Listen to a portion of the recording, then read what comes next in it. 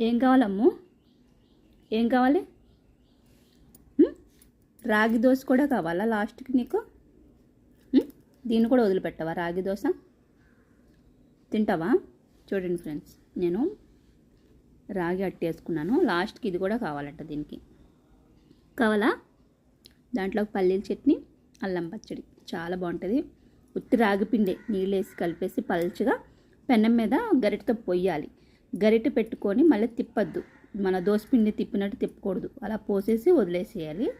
అప్పుడు మంచిగా వస్తాయి. చూడండి చాలా పల్చగా వచ్చినాయి. గరిటె మట్టిగా దీని మీద పెట్టి ఇలాగ అనకూడదు దోశలాగా. ఓన్లీ పోసేసి వదిలేసేయాలి అంతే. ఇదిగో అమ్మో, చూడండి హెల్దీ ఫుడ్ తింటుంది రాగి దోశ. రాగి దోశ నీకు ఇష్టమా? ఇష్టమా రాగి దోశ నీకు? డోర్ మ్యాట్ మీద పెట్టుకోవాలి ఇప్పుడు.